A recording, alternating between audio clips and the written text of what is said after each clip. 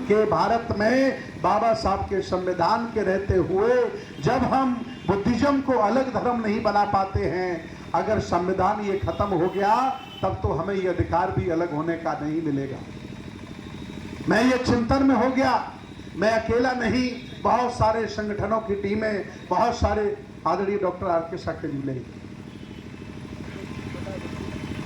बहुत सारे संगठन के लोग आपस में बैठक किए, चिंतन किए और ये निर्णय लिया गया कि हम संविधान कैसे बचाएं, या संविधान के प्रति जो लाभार्थी लोग हैं, लाभार्थी तो हर भारत का आदमी है, चाहे संविधान को मानने वाला हो चाहे न मानने वाला हो, लेकिन वो संविधान का लाभार्थी है।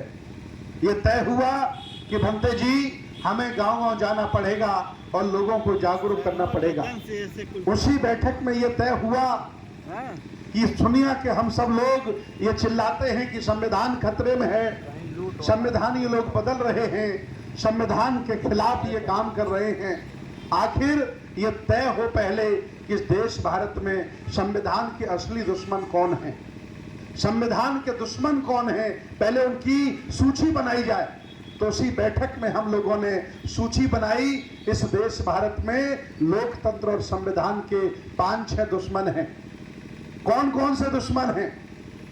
और ये मैं तय हुआ कि आप जाइए पूरे भारत में, गांव-गांव, गली-गली, नगर-नगर, शहर-शहर, जनपदों में, और जाकर के लोगों को बताइए ये जो देश में लोकतंत्र है, देश में संविधान है, इसके 5-6 दुश्मन हैं। लोग जब तक दुश्मनों को नहीं जानेंगे तो संविधान को बचाएंगे किससे? तो ये तय हुआ कि पहले दुश्मनों की सूची बनाई जाए। आज मैं चाहता हूं कि ये निर्णय हम लोगों ने आज के 6 महीने पहले लिया। ये आपके सामने जो वैनिटी वैन है, ये संविधान रथ हमने टाटा का नया चेसिस खरीदा और नई गाड़ी बनाई। इसमें सारी सुविधाएं हैं, latrine, bathroom, kitchen, bed, sofa, सब इसमें अंदर पड़ा हुआ। ये बस नहीं है, ये वैनिटी वैन है। इसमें 10-12 लोग रह सकते हैं, चाहे जहां जा सकते हैं।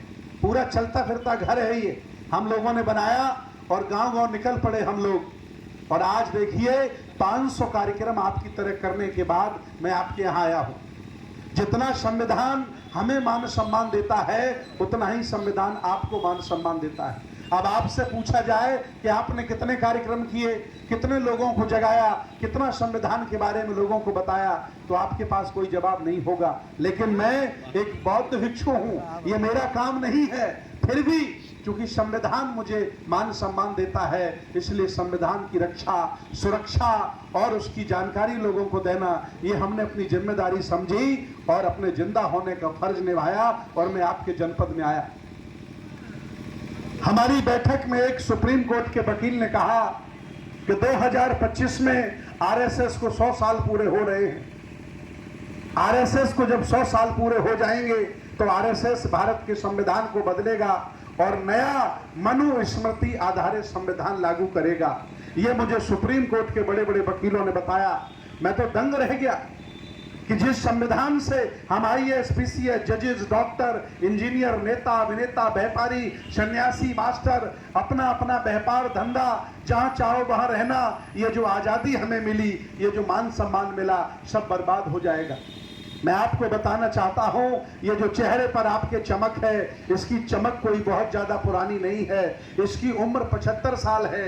75 साल पहले नजर डालिए, बताइए कितने लोगों के घर पक्के थे, बताइए कितने लोग पढ़े लिखे थे, कितने लोगों के घरों में कारें थी, 1-1 करोड़ के घर थे। कोई मिलेगा? कोई एक आध व्यक्ति हो सकता है कि 75 साल पहले उसके घर में कार हो, 75 साल पहले उसका घर पक्का बना हो, आलीशान मार्बल लगा हो।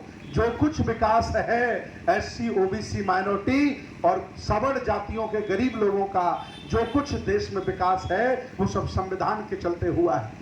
ये बात हम लोगों ने तय की और ये बैठ करके हम लोगों ने मंत्रणा की और संविधान के जो शत्रु हैं, जो दुश्मन हैं, उनकी सूची बनाई और निकल पड़े हम लोग गांव-गांव और आज आपके हम जनपद में आ गए। मैं आपको बताना चाहता हूं, अंबेडकर नगर के राजा महाराजाओं, मैं आपको कभी भी छोटा, नीच और अछूत नहीं बोलता हूं, न शूद्र बोलता हूं।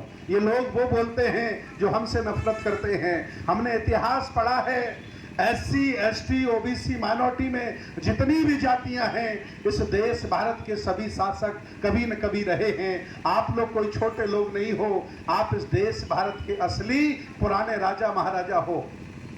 चतुर लोगों ने, चालाक लोगों ने, शातिर लोगों ने आपके हाथ से सत्ता, आपके हाथ से धन और आपके हाथ से पावर छीन लिया है, इसलिए आप गरीब और छोटे बन गए हो।